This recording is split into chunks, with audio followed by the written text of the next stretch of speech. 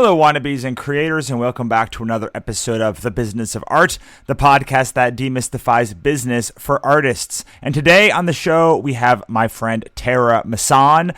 She is the owner of Forever Be Moved and an old friend of mine. Tara was actually one of the first people to take me up when I was doing free coaching calls, and she actually took my advice, which was fucking shocking. And even more shocking was that advice worked.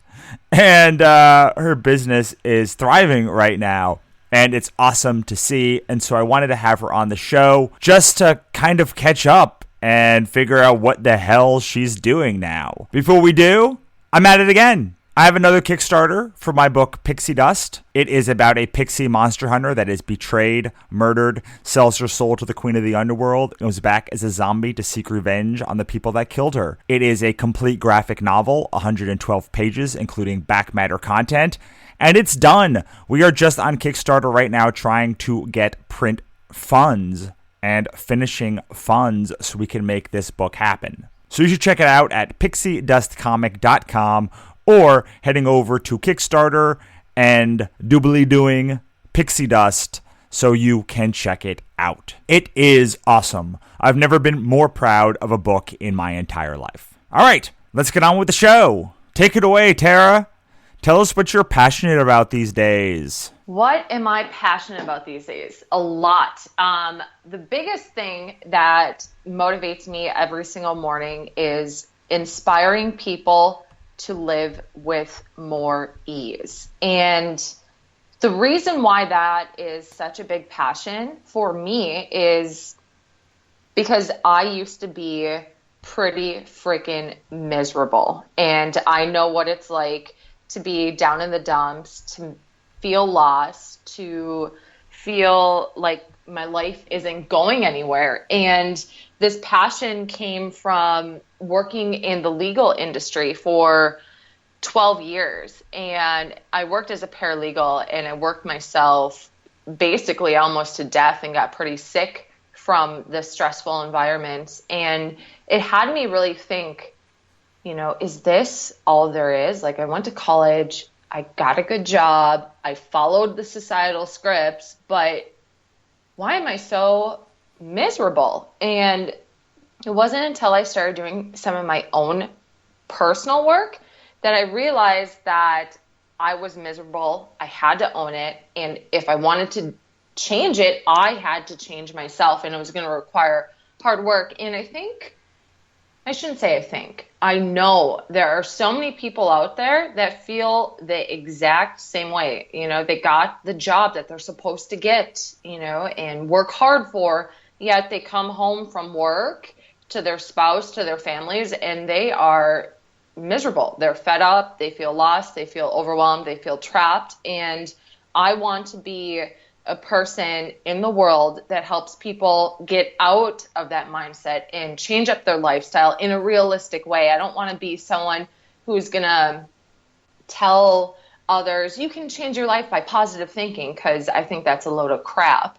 I believe action is the biggest key to helping people get out of their ruts. And that's what I'm passionate about. And that's what inspires me. Yeah, so I take I break sort of like self-help kind of stuff into like inspirational and practical. Mm-hmm. Where like I feel like I come down more on the practical side, where it's like I'm going to tell you how to get through it. Like I'm going to tell you like the steps you need to like do this thing. But you can't even get to that part unless you have the right mindset where you believe that you can do it, and that you believe that like you internally can make a change. I have done so many talks and had so many conversations where I give a step-by-step guide basically to like getting like becoming successful.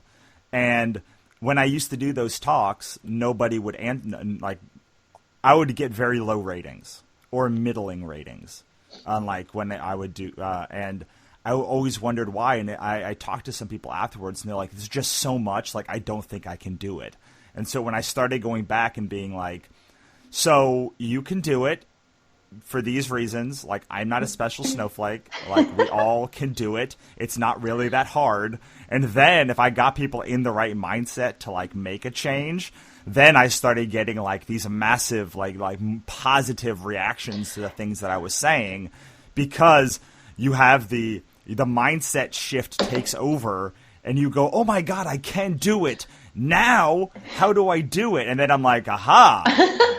There we go. That's exactly it. I mean, you think about the coaches that go into the locker room before the game, right? You know, all these players have been practicing day in, day out, you know, honing in on their skill sets and execution. But if they're not in the right mindset, it doesn't mean shit, you know? So basically, just like what you said, you have to be that coach in the locker room. You have to provide people with no nonsense inspiration. And sometimes that inspiration comes from being vulnerable with your audience and telling them your story, right? And when you do that, then you create connection and people see you as a real human being, someone that they can relate to. And with those things in place, then you can transition to that practicality side. You know, you don't like where you are? Well, how about let's work on these steps? But those steps don't mean anything if your mind is full of garbage, right? Yeah, I love that because for me, one of the things that really started growing my business is when I would just tell people like what was happening in my own life. Like I talked about that I was depressed to the verge of suicide a couple of years ago, that like I was having these problems, that I was doing this, and then simultaneously my business was growing and I was like making a lot more money than most people do. And they were and people would come to me and say, you know, like if you can do it, like, and you're as like flawed and messed up as you are, like it gives me a lot of hope that I can do it too. I remember my big inspiration for me when I was younger was Kevin Smith, the guy who did Clerks and Mallrats and such. Yes. And I didn't find him very motivational or inspirational. And I'm going to say this, and it's going to sound really mean. Do it. I was really mean when I was a kid. Kind of mean now, but I was really mean. What inspired me was like that fat schlocky fuck is famous, and he like if that fat schlocky fuck can do, and I listened to him talk, and like I like bought all of his movies, but I was like, if he can like make this a movie and it can like be a thing, and he's just some schlub from Red Bank, like I can do this too. Like nobody is gonna tell me that guy is more talented than me. He may work harder than me. He may have know how to like break a system down and like tell a story now better than me, but nobody in the world is going to tell me that dude is like more innately talented than anybody on the planet. That's exactly it. And the thing is that, you know, Kevin Smith, what you just said was he may work harder than you. And that's the thing. He probably, you know, people who have quote unquote made it, you know, they have execution, but they have focused execution. And you only get focused execution when you're in that right mindset. So for you to sit there and say to yourself, like, well, how the hell did he make it? Look at him. If he can make it, I can make it. That's the mindset that will propel you forward, you know, and going back to what you said previously about you sharing personal details of your life and then seeing the reaction from your fans, that is priceless. I remember last spring, I had finally announced on social media, and for me, this was a huge thing. And I wrote an article about it, about me being sober. And I had hit my 3-year sobriety mark, yet nobody in my life knew that I was struggling with it. And nobody knew that I had struggled with alcohol because I kept it private. So when I finally came out and said, here's the deal, I'm a recovering alcoholic. I used to drink myself to black out, you know, every single evening, and now I'm sober, and here's how I did it. And by putting forth our, you know, our defects, flaws, whatever you want to call them, people can relate to you. And people are like, oh, wow. Yeah, she looks good on social media, but wait, she also has demons. Wait, if she can do it, so can I. And, ever since I put that story out there, still to this day, I get people writing in every other week about that story and thanking me and wanting to maybe work with me as a coach to help them, along their journey, whatever that may be. But it's connection, and it's being real and being authentic. And that's why I love you, Russell. Seriously, you say what you feel and you own it, and you're not afraid if it's not a popular opinion, and you're not afraid to change your mind either. And I think that's something that a lot of people don't want to do, or it stops them from even getting started. Yeah, I agree. And I think, so I remember before I started making comics or making things really at all, and I would, besides Kevin Smith, most of the people that I looked up to were very polished, like Wes Anderson. Okay. Was like, I don't know, like Wes Anderson, I'd have never heard like him talk negatively about himself or like have a real conversation about that kind of stuff, which is fine. Like, he's Wes Anderson. I don't expect that of him. But I remember when I started making comics, and I was like, oh my God, I'm losing so much money. Like, how can people make this work? And I saw an article by Jim Zub on his website where he broke down like every dollar that he made from Skull Kickers, the profit, the loss, and everything for like, and this was, I think, 12 episodes or 12 issues or so in. It was several issues in. Like, Jim Zub at that point was a name that like you would recognize if you knew comics. And I was like, oh my God, like, he's struggling. Well, if he's struggling, then like I can struggle and still be okay. Mm-hmm. I think that when you're at like the beginning level and you're looking up and you're like, all of these people are so successful, I don't know how I can ever be that. And you kind of put them on this pedestal, but when they have the humility to like come down and be like, no, like, most days it sucks. Right. It's a couple days of awesome, and then like most of it is struggling to like come up with a story, or it's struggling to like find clients, or it's figuring out how Facebook ads work, which I still don't understand, or like any of those things.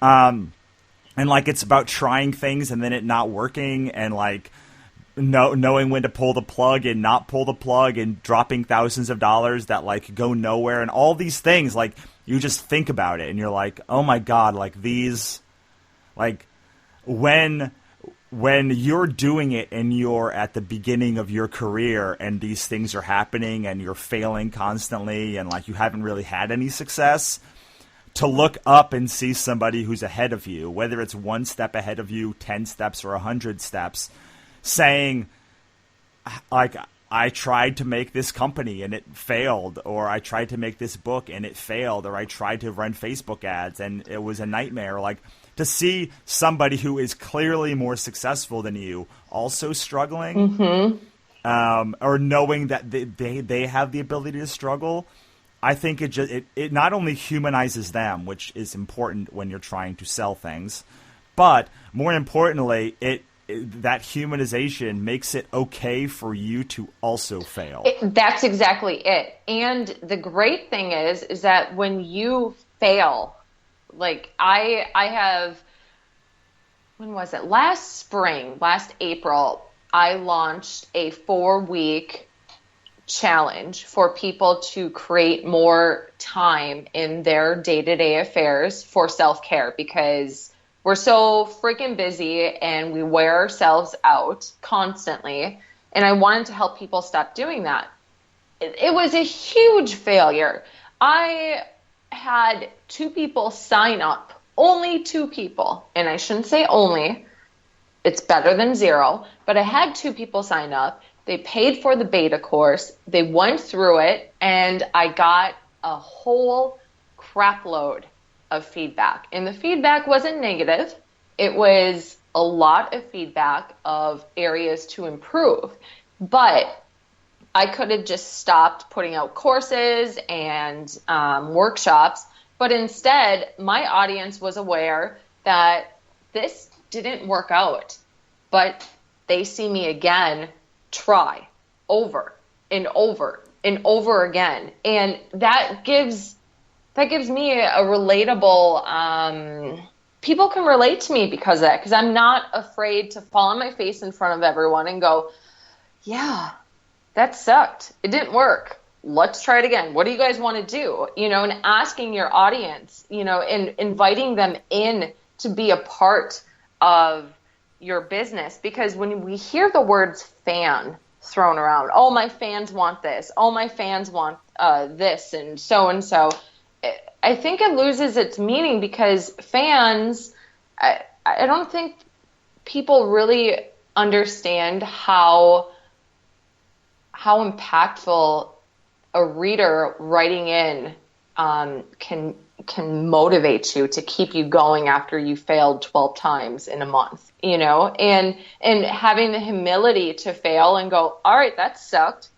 Let's get back up and try it again, and let's see what I learn. It's been a ride, and it continues to be a ride. And I think when people who own their own businesses and do it in an online space share failures and share the highs and the lows of every single day, it draws people in and it inspires people to take action in their life. So I guess that's why I keep doing it. If I can be an example for anyone who's trying to just better their life in general, come watch me. Like, watch me fail and get back up again. And maybe this will work, maybe it won't, but just to continue on, to persevere, it's key. I could talk about this for days, I feel like. We can do that. Well, maybe not days, but like for the next hour right? or so. So there's this great quote, which is, I'm going to butcher it now, but if you can't be a shining example, you have to be a horrible warning, something like that. And I was like, well, I can be a horrible warning. Like, I don't know if I can be a great example, but like, I can nail horrible warning. That's right. Like, I could tell you, I talk about my new book, and I'm like, hey, so this is everything that I learned in the past 10 years. So like, you don't have to be me. You can learn from me and then be better than me. Like, that's my only goal for you, is like, I don't want you to be like me. I don't even like me. I want you to be better than me. Like, please be better than me. Like, don't do all of the mistakes that I made. Right. But I want to go back to what you were talking about like bringing your audience into the business, because the biggest successes that I've ever had were when I've asked the people what they wanted. Yes. Like, I have this monster anthology that we just shipped, and that came about because I would be at shows and I would be like, so what kind of stuff do you like? And like, monsters. What kind of creators do you like? And they would give me names. And I was like, cool. What do you think of me doing a monster anthology? Not a horror anthology, but one devoted to monsters. And they were like, I want that. I want to buy that. That sounds like an awesome thing. When can I buy that? When can I get it? Give it to me now. And I was like, probably something to that. And it became the most successful Kickstarter campaign we've ever launched. Now, I'm not saying that you can't have success just like doing your own thing in private. I have had successes. The most successful book, like singular book that we do, Katrina Hates Dead Shit, that book was completely done with like me and an artist before I had any audience at all. But the Monster Anthology ended up being so successful, for sure, 100%, because I brought the audience in and asked them what they wanted. Then I got a Facebook group for authors and creators, and I just keep asking them like what kind of stuff they want. And eventually I might turn that data into a course or webinars or something, membership community or something. But I'm getting data on like what people have told me that they are struggling with and what they want. In fiction, I ask people, like people are telling me like what kind of things do they want me to do, and then I'm not just making the thing that they want. I'm making a thing that I want with their input. That's it. And I think to backtrack a little bit, the key is asking people for their feedback. And that can be a bit intimidating. I think we all have this fear of wanting to be accepted as who we are. And by asking, I know this is especially for me, it was hard for me to ask people what they want to read on Be Moved or what they want me to talk about, because I felt like it was a weakness.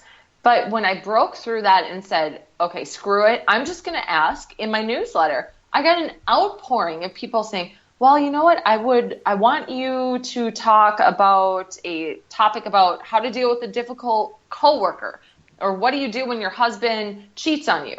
And these people are being vulnerable with me because I in turn said, hey, I'm raising my hand. I need your feedback to make this place better, and you can be a part of it. And when you invite people in, they take ownership of it. And then they also go, hey, so-and-so, read this website, go to this person's podcast, because they have that ownership. They have seen that their feedback matters and that they're acknowledged for their vulnerability. So asking for feedback right away, like when you're building something, whatever it is, if it's a blog, a website, a podcast, an art project, asking for feedback, even when it seems scary, that is gold. And I wish I would have done that when I first started. Me too, but I don't think anyone's going to do it when they first start. It's just too intimidating. It is. You've got to have some people read your book or read your thing and say that they love it before I think you can be okay, like, asking them what they loved about it and why they loved it. You can kind of get around this by going and asking somebody why they love something else. Like, what do you love about my friend? I'm looking at my friend's does this thing called Tentacle Kitty, so I'm just going to use that as an example. What do you love about Tentacle Kitty? And then you can, like, do some sort of data about, like, what they love about it, and kind of, like, at least get some data about what they like and don't like about other things that are like yours. But it is so hard until you at least have some rabid fans to say, okay, I know you like the things that I do, so I am going to ask you what I can do to improve, because I already know that you like me and that you're going to buy things from me, or you're going to read articles, or you're going to stay connected to me. Because you really can't ask that of somebody who is lukewarm of you. Like, they're like, well, I don't know, I don't really care. Like, I'm just going to go into something else. But once you have people who are committed to your brand, you can't, like, those people want you to succeed. Like, in order to get those people to respond to you, they have to want you to succeed and want the site to get better. And casual fans, like, they might give you some examples of things that you could do better, but it might not even be helpful. Exactly. But when you ask rabid fans who are, like, right in your target market, they're going to give you really good feedback. Yeah, and in asking for help when you need it it's key. Like, in February I started getting really sick, and the connections I had made with my fans were what kept Be Moved alive when I couldn't work on it. They continued to write in and say, hey, where's your newsletter? And I'd respond back with an honest answer saying, hey, unfortunately right now, Be Move's on hold because I'm sick and I have to take care of my health. And just building a rapport, it's so priceless. I mean, this is how things spread. You may not have to have a huge budget to do Facebook ads or a huge production team or virtual assistants and all that. What you do have when you first start out is time, and that time should be spent, at least in my opinion, by creating connections, by reaching out to people that may not normally know who the hell you are, and making it known in a authentic way, coming together on some sort of similar topic and expanding from there. because those connections will keep you going when you go, oh, you know what? I'm going to quit today. I'm done. This isn't working. And then suddenly you get an email in your inbox and it says, hey, I haven't heard from you. Or, hey, could you write about this? And it's those connections that keep you going in the dark times in your business. And there will be dark times. I don't care what kind of business you're in. You're going to have ups and downs. And connection will propel you out of the dark into the good.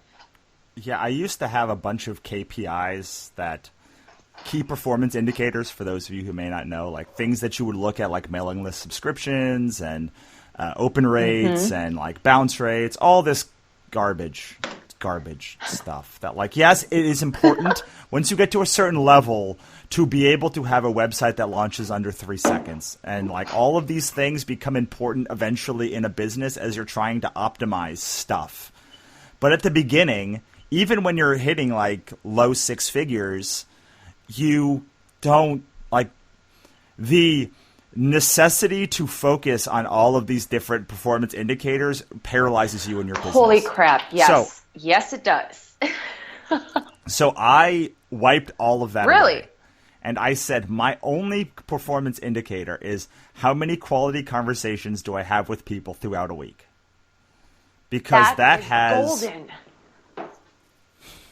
Well, it made me realize that, like, if I just keep having quality conversations, like meeting new people, and that included talking to people I already knew, but meeting new people and having quality conversation with them, having people that I already knew, and having quality conversations with them, it all ended up working out in the end. Like, if I had a certain amount of quality conversations, I would make X amount of money at the end of a month.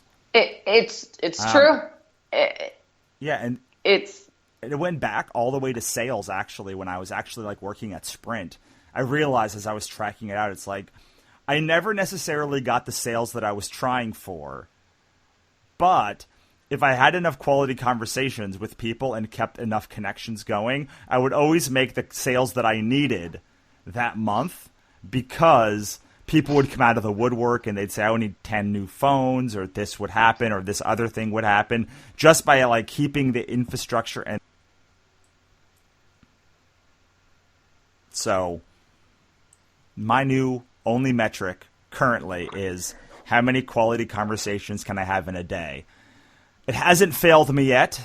I'm not saying that it's the best performance indicator necessarily, but it definitely makes your life easier when you're like, the goal of my business is to make quality connections, not just say, hi, how are you doing? Or like, will you want to buy my thing, but making quality connections. And I brought that back to my mailing list. Also, we were talking about this before we went on the air about like, my goal now is when someone comes on my mailing list to give them a bunch of free books, give them other free things, drill them with content, make sure they have a lot of value from me, make sure that I'm keeping the conversation going with them. And then eventually I get way more emails now than I've ever gotten before. I get way more people on my mailing list than I've ever gotten before. Way more interaction, which leads to more sales as more people work their way through the funnel, and a higher percentage of them like you and then trust you, and then they trust you enough that they're willing to buy from you. Well, and you created a friendship, a virtual friendship, not just, hey, give me your email address in exchange for this crappy freebie, right? Because that's everywhere. Anyone can do that. People don't want to give out their email address for crappy freebies and crappy content. People want to be connected to others. They want to have real conversations. I mean, we're living in a fascinating time right now where we can talk to strangers across the world, and we could be homeless with a phone, and we can make those connections. You don't have to be in the White House and have so much money and know so-and-so. You can talk to anyone and everyone. But when you have connections in a real fucking honest way that isn't, driven by, I want to make a sale off of you. I want to make a profit off of you. If you make connections because you are passionate about what you're doing, and if if you have crystal clear clarity on why you're doing what you're doing, then that comes through in your connections in a productive way. Maybe this person won't buy from you, but maybe this person will be a cheerleader for you and tell all of their friends, and their friends are your ideal customers. But connection is gold. And I'll say it over and over again. Social media is going to get even more spammy and even more nasty and ugly. And it's going to be harder and harder to make a real, authentic impact if you don't have tons of money. But if you start small with 3 people a day by making a connection, in 1 year, holy crap, you'll have around 1,000 people that are going to be rooting for you no matter what. Yeah. That's how we got connected. I reached out to you on Twitter, and you're like, hey, let's do a video call. And we chatted for 2 hours, and you blew my mind. Yeah, and I remember. That's how we connected. That was insane. That's back when I was doing those kind of calls. But yeah, it's really interesting how the connections don't necessarily work as you would ever expect them to. For instance, after that 2-hour call, I don't think I talked to you for over a year. And then I was redesigning my site, or putting a new landing page up, and I went to your webpage, and I was like, holy shit, this webpage is good now. I remember when I looked at the last time, and I was like, oh, it sucks. This is shitty. Okay, I could say it. Since you said it, I'll say it. This is... I was like, this is not good, but that's okay because she's coming to talk to me for 2 hours. And I was kind of put it out of my mind, assuming that nothing would ever happen to this site. Most people I talk to don't do anything. They don't take any action. So, I kind of expected. Right. So when I went to your site after I put this new landing page up, I was like, oh my God, I have to talk to her now because this site is amazing. And now you're on my show. From that connection that we made over a year ago. Right? And then you're going to be speaking at a mastermind group I'm involved with on Friday. And you're going to create more connections. And in turn, by me inviting you as a speaker, I strengthen my connections with my fellow masterminders. It's crazy what connection can do for you. And instead of focusing on all those freaking likes and hearts and all that crap on social media, focus on real comments, real conversations, and conversations that have weight to them. They're not just surface talk. Talk about what matters to you. And so many people are afraid to do that nowadays, especially because if you say something on Facebook, it lives there forever. But, people forget that you have the right to change your mind anytime you want. And it's evident with you. You say how you feel, and it's amazing. And you don't sugarcoat anything. Yeah, and a lot of times I do change my mind quite a bit with ways to do things. But I think this goes back to, so most people that are entrepreneurs focus on this sales first mentality. The first thing they hit you with is a sale. I was like, hey, so I always focus on a value first mentality, which is I give value to you and the sale will eventually come if it's meant to come, or something will happen eventually. This is really hard to do when you first get started. Nobody talks about how hard it is to do when you first get started.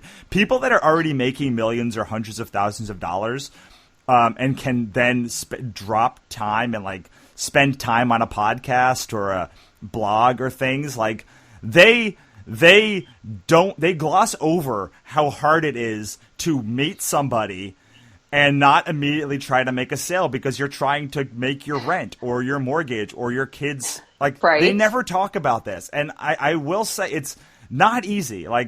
Being value first is not easy because it's a long-term strategy. And most of the people you give value to are never going to buy from you. And most of them are probably not going to care even a little bit. But those people that do care end up being friends of yours or rabid enthusiasts of yours, or they may not buy from you or a thing from you, but they might help you in another way, or they might just be an interesting friend that you have for the rest of your life. And the value of that when you first meet somebody is unknown. But the amount of people who will actually buy from you the first time is very small. So if you focus on the people that are going to buy from you that first time, then you cut off 98% at least of the total amount of people that you will meet. Whereas maybe 20 or 30% of people you meet will be friendly or helpful or just interesting, or be able to do something for you that you don't expect, or you put it in the back of your mind and like 3 years later you're like, oh shit, I'm now developing a membership site, and Bob over here does membership sites. Maybe I can reach out to them now that we've been friends for 3 years and ask them some real questions about this. Exactly. And value, it's the long road, right? By providing value over and over and over again, especially in the beginning, it's hard because you're not focusing on the sale, at least in this situation. You're not focusing on the sale, and yes, you still have to pay your rent and have food in the fridge, but value provides you long-term success. And it also means that when you do have something for sale that is of huge value, that you don't have to be spammy about it, because you've created a real rapport, a real connection with people. And when you come out with a product that you've been, touching upon in other areas of your business, then people are going to go, hell yes, sign me up. And then you don't have to be spammy and send out cheesy newsletters and go on Facebook Live and say, please, please, please, please, please buy my product, which is all fine that you do that, but you'll get more sales just organically. I mean, I saw that you were selling your book last week during your book launch, or was that 2 weeks ago? I don't remember. And life is so long. It was an instant hell yes, like done. You know what I mean?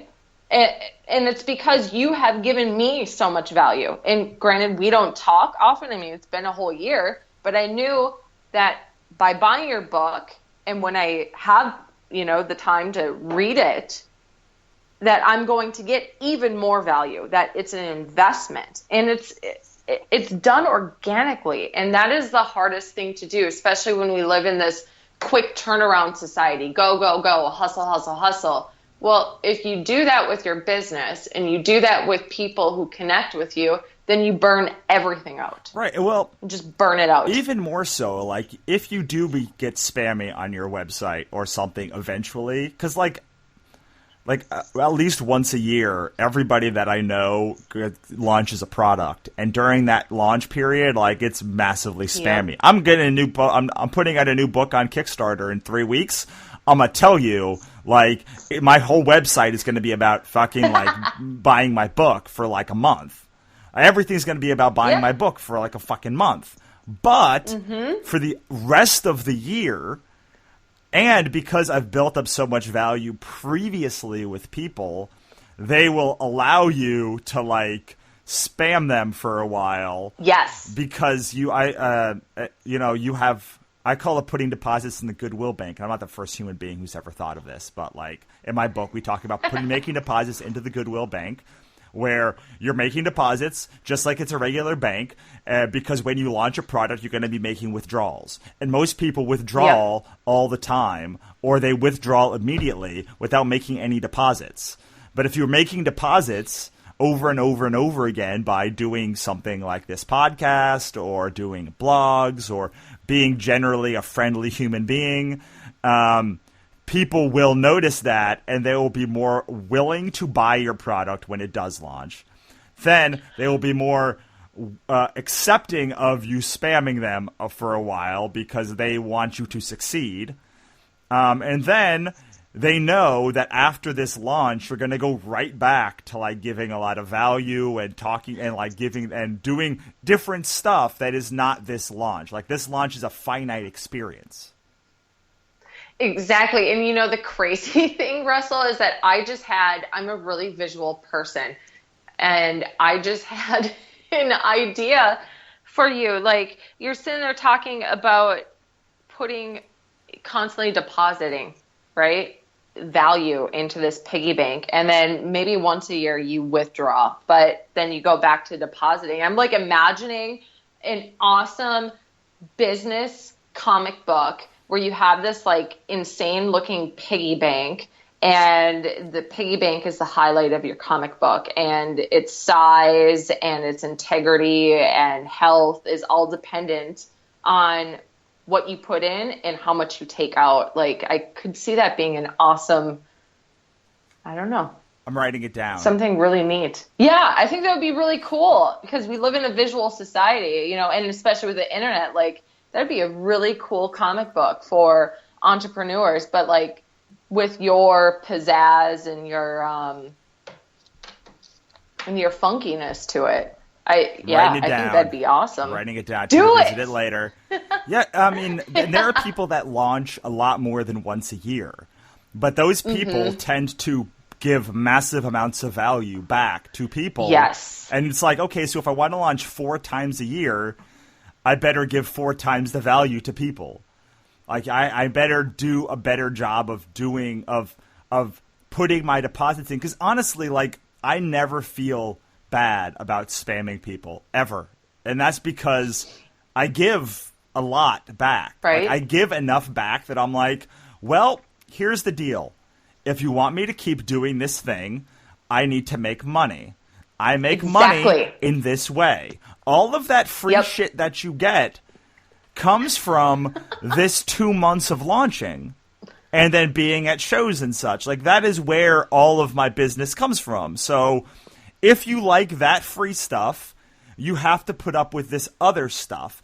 I'm not saying you have to buy it. I don't care if you buy it. It would be great if you buy it.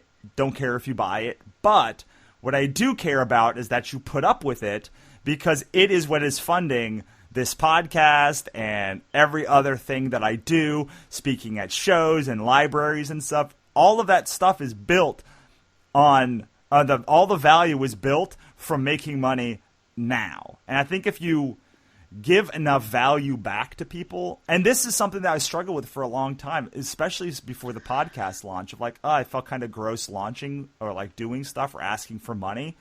But eventually I was like, no, I don't feel bad anymore. Like, I give so much value to people, and like I fill their lives with hours of like free stuff every week. Like, I don't feel bad about asking for money to like fund it, because I am giving all of this stuff first. And I am not expecting them to buy the thing. I'm just expecting them to put up with it. And to add on to it, a huge shift that happened for me, I remember when I did my first launch for my first course, I felt so gross, sending out these newsletters, telling people about it. And granted, I had a lot of people enroll in it, but I felt really, really gross about it because it was new, it was uncomfortable, and because I was coming from a place of asking. But what happened was when I listened to a podcast by, I think it was Seth Godin, and he emphasized that when you create something, whatever it is, and you have people who are responding to it, when you have people who are interacting with it, what you are doing is a privilege. It's an honor that you have people reading your content. It's an honor that you have people listening to your podcast. And when you make that shift, then not only do you want to create more value and give things away, but then when you do have something for sale, you take more ownership in it, and that spamminess and that insecurity it dwindles down, and it's not so loud. Right. Well, and also to go back to what we were talking about before, if you are making a product for the people in your audience or that that will help them or entertain them. I mean, I write fiction books and comics, most of them. So like my books are not like going to help you lose weight in 10 days or like any of that stuff. Like they're just entertaining and like soul edifying. But like if you're as opposed to my nonfiction book, which is like actually has a pain point that millions of people have. But if you're writing a book or you're writing something for the audience that you're talking to, that you know that they want, then you are obligated to them to tell them about it because like you made it for them. Like they said this is the thing they wanted when we launched that monster anthology. It's like, hey, remember that thing y'all told me that you wanted? Here it is. Go buy it. Right? Go buy it now because like here it is. When I launched the Sell Your Soul book, it was the same thing. It's like, hey, you know all the podcast listeners and all the things and all the things you've been talking about for the last like I don't know, decade of my life. Like this is the book. Here it is. This answers all the questions you've asked me over the last decade. So if you are giving value and talking to your audience and basically doing all the stuff we talked about, you end up not feeling spammy because you're doing this for the audience. Like you're doing this for the people. Like you are now creating something. Yes, you are creating it and you are charging money for it, but it is for other people as well as much as it is for you. And then you can feel very good about offering it to people. Exactly. And I think for anyone listening out there, I think it's important to realize too, when you have something for sale and you've previously given value over time consistently, and then you have something for sale, I wish someone would have told me this. The first course I launched, I received some nasty ass feedback about me selling. And I received emails from some people that said, well, I can't believe you're asking people to buy this from you. So I want to kind of turn this around right now, Russell, and ask you, how do you deal with negative feedback when you are selling your soul? I don't give a fuck about it. That's the thing. I mean, I wish I had a better answer, but I've dealt with it enough that I just don't care. Like, my answer to them is always, I'm sorry you feel that way. Unfortunately, this is how I have a business. This is a business, and I have to make money. I give a lot of information away for free. I give a lot of books away for free. These books are what allow me to continue to do that. So I'm sorry for that. Maybe you're not in the right audience for me. But if you don't feel like my books, I know my books have value. I'm not just giving free books away. My books are incredibly valuable. People love them, and I'm giving them to people.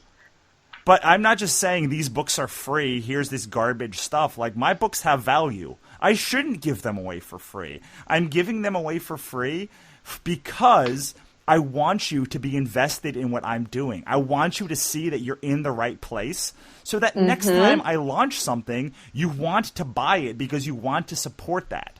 And if you're worried or you're complaining that I'm charging for something, you are in the wrong place. But the good news is information is ubiquitous. You can go find information anywhere. Nothing that I've ever said is new. None of the way that I combine ideas together is unique to me, but these are ideas that have been around for hundreds of years, whether we're talking about like psychology or psychopathy or religion or building a business, like this podcast, like all of this stuff is available other places. People are here, I hope, because they like the way that I talk about these things and I make it unique to them. So when I put something out there and someone says, I can't believe you're charging for it, which very rarely happens anymore. But my answer is, well, I can't believe I'm giving all this stuff away for free. Like I'm giving all this stuff away for free, like thousands of dollars of stuff. Like I could easily charge thousands of dollars for what's in that Sell Your Soul book, and I'm selling it for $5. And it's hard too when you first start out and you get your first negative feedback on whether if it's an article or a freebie, something that you offer your audience for free, or even a product. It's hard to not take it personal. But after a while, you come to the realization that, you know what, if I'm going to do this and if I'm going to rock it and if I'm going to own it and be successful because there's no other option, then the naysayers and the negative feedback that isn't relevant it's going to be fuck off, in a very, very nice way. Now, I will say that some people have bought my book and they've had a negative experience, like it's come and it's been ripped or damaged or stuff. And that is different. That is different. Yes. Like Yes. somebody that says like this is a problem, like this is I have a problem with this thing. These are different. We are talking specifically about someone who says, I can't believe you're charging for this, or like this isn't worth the price, or yada, yada, yada.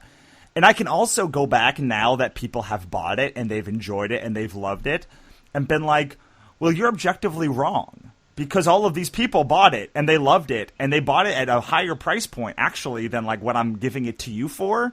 So like you are wrong. Like, I'm not saying that you should buy my thing. There's plenty of stuff that I look and go, I can't believe someone buy it. There's plenty of books and toys and things that I love, books and toys, that I go, I would never spend that amount of money on that. But I understand that there is value there. Like, I personally would never buy that thing. But if someone else is willing to buy it, then cool, that is fine. I definitely don't think that they are absurd for charging for it. Mm-hmm. So the idea that like you have to bring a lot of people into your funnel so some of them buy. Funnels are just a function of a bunch of people at the top, some at the bottom, and then you can optimize it to get like the most people to the bottom. But like, it's not a hard concept. Put a fuck ton of people at the top, and a lot of them are going to fall out before they hit the bottom. That's right. But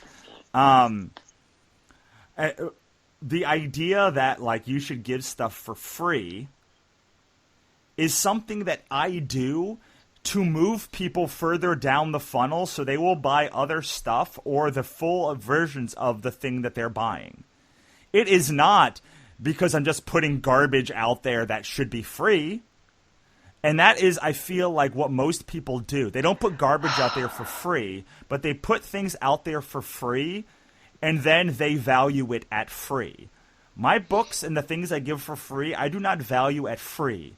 I value the connection that I have with that person so much that I'm willing to give, $30 of thing for free so that I can strengthen my connection with them. And that is, I think, a big mindset shift that most business people don't have. They think I have to put this white paper out or these other things or do these webinars for free because they're worth free. And that is a fallacy. The mindset that has worked for me is these are worth a lot of money.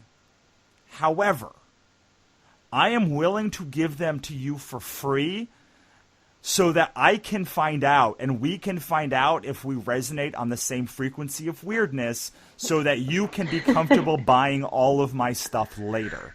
But this conversation is not a free conversation. Me and Tara are having it together, and I've had it with dozens of other people on so that you can have it for free so that we can see if we resonate on the right frequency of weirdness together. Not just me and Tara, but me and the audience and Tara in the audience as well to see who resonates with her as well. But just because I make this for free and nobody gets paid doing it, and I actually pay to host it, it is put out for free so that you can be confident that you can that I am saying the things and Tara is saying the things that you want to resonate with so you can join and have a deeper conversation and resonate more deeply with us. And that's absolutely it. And I mean, like I said, I could go back to connection over and over again. There's so much bullshit out there in the web, and it's only going to get worse. And If you can start your business or your movement or whatever you're passionate about based on connection, like seriously, just base it on connection and let it ride. Like, see where it brings you. It'll bring you some amazing places and to some amazing people, and it will provide you with opportunities you never thought before. Like, when I started building Be Moved, I had a dream of having it be a community of other writers, but I was afraid to friggin' ask for other people to contribute. Now I have, a writer's circle that, there's 16 new faces in the writer's circle just within the last week that raised their hand and said, hell yeah, I like what you're doing. I want to join forces. And when you can get people passionate about whatever you're doing and get them involved, it's magic. That's where fulfillment comes from, because you can create a monster of a business that brings in tons of money and doesn't give a shit about the people who are buying your products, and you could be bleeping miserable. What's the point? If you're going to create a business, be passionate about it, and be passionate about the people who want to jump on your fun bus and go for the ride. I don't know if fun bus was the right word. I liked it. It sounded good. I don't know if I liked it or didn't like it, but I'm just going to let it go and sit there and marinate, and we'll see what other people think. Fun All right. bus. So we need to work towards wrapping up. Let's do it. And I want to talk about Be Moved, the site, and the history of it. And I really want to know what the hell happened between our last conversation and now, because this is really the first time we've talked in any meaningful way since there. So can you talk to us a little bit about what Be Moved is, how it's grown, what you've done, just all the things. Imagine I haven't talked to you in a year. Sure. So when we first connected, I started Be Moved with the mission of helping people live a better life. Well, that's great. And I was super stoked, but that was so broad and ambiguous, and I was not willing to accept the idea that I couldn't help everyone, right? So I would put things out on Be Moved and create products and create articles and wouldn't get any traction. And it wasn't until I got crystal clear on why I was doing this. And my why is what continues to propel me forward. And my why is that I want to help people live with more ease. And I believe that you can live with more ease by creating a healthier and happier, no nonsense lifestyle. And when I got that clarity, then I was able to move forward and say, okay, but what am I really doing? All right, this is my why, because I was fucking miserable before and I changed it. And I want to help people get out of that misery and live with more ease. But how and why and what? And it wasn't until I sat down and created a vision. And my vision was something that I could go back to when I felt lost, or when I felt overwhelmed, or when I threw my hands up and said, this isn't working. And the vision is this.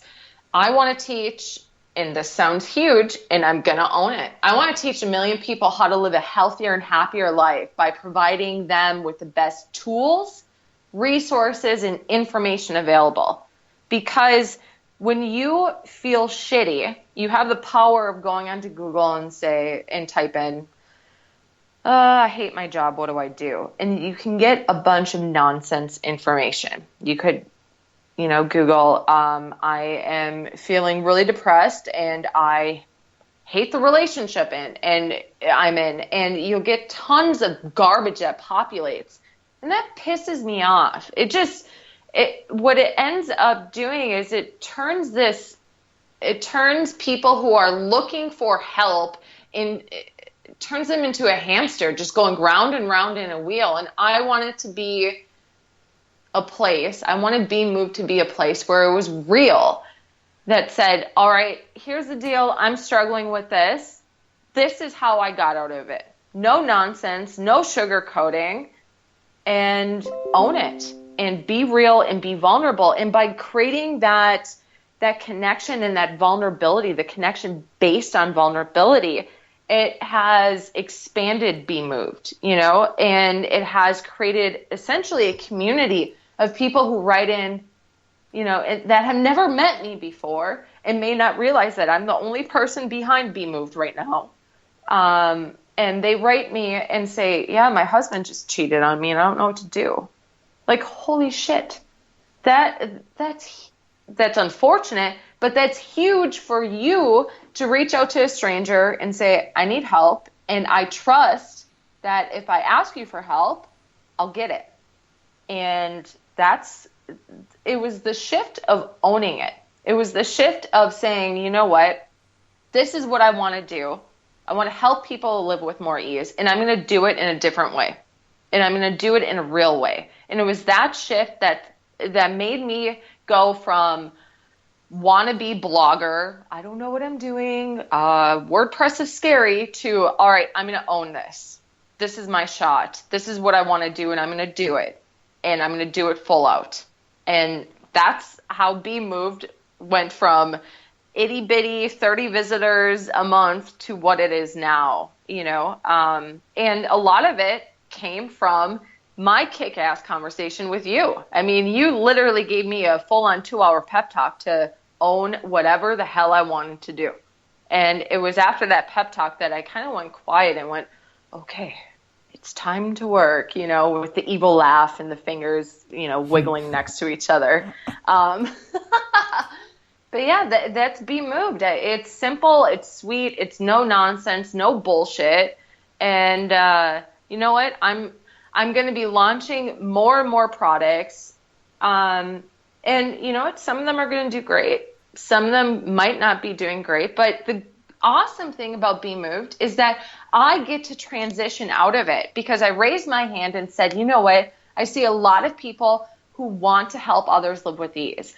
I see a lot of people who don't want to live their life the way it's going now and want to do something about it. And people are standing up, raising their hand, saying, I want to contribute. I want to share this with my friends. And it's taking work away from me, right? And people are sharing it in such a big way that I am now taking my personal bio and about me out of Be Moved and moving it to my own website, because Be Moved isn't just me who started it. It is a community of voices, and we're only going to grow bigger. That's what we're doing, and it's going to be awesome. I have no idea how big we're going to get. I don't know how we're going to do it, but that's where we're going. Awesome. I love it. And the website is? It's foreverbemoved.com. And you can go on there, check out the articles, see if you want to contribute, share a story, subscribe for my weekly newsletters. I send out one newsletter a week with the newest content, and if I have any offering, no spam, short and sweet. And there's also a Facebook community, 400 plus people, where it's a place where you can get a dose of happiness and inspiration delivered to your news feed a couple times a day. And it's short, it's simple, it's what people want. They don't want to be, at least my audience, doesn't want to be wrapped up in a 20-minute article. They want something that's short and sweet and that requires quick action with big results. And that's what I'm doing. And I'm so excited that it continues to gain momentum every single day. And it's also giving me one thing that I never thought would happen. I never ever entertained the idea of being a life coach. But when I started Be Moved, people kept asking me in emails, are you a life coach? I'm like, no, not a life coach. But when I look back on it, all of my, as a former violin teacher, as a former paralegal, I've always been in the teaching realm without realizing it. And Be Moved has given me an opportunity to create my own brand so I can help people who want to take it to the next level, and that's the beauty, is when you build a business from the ground up in a slow way, then I imagine it like a tree, right? It's growing and you get a branch here and you get another branch here and those branches grow more branches and it just keeps going and going. And when you build something based on connection and based on vulnerability and being fucking real, you get more than you'd ever expect. Awesome. I love it. All right. So, a couple last final questions to wrap up. The most important of which is, so I think I might know what your answer is to this question, but this is the time of the show when everybody who's looking at their drawing table or writing looks back up and pays attention for the next 30 seconds to 2 minutes, where you impart the one piece of wisdom you want everybody to leave this conversation with. It can be something you've said already. It can be something you haven't said yet. But what do you want our rapt audience to hear you say and leave this conversation feeling? I want people to know that you can change your mind anytime you want. And the reason why this is important is because what prevents us from putting out our gifts and sharing our gifts and our passions with the world is the fear of, well, what happens if I change my mind later on? Are people going to think I'm a fraud? Or what happens if I decide to do things differently or completely ditch it? Well, that's the beauty of living. You get to change your mind any friggin' time you want to. And you don't need to explain yourself.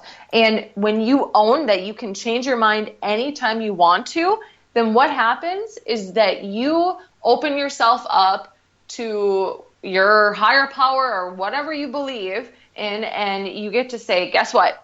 I get to be me.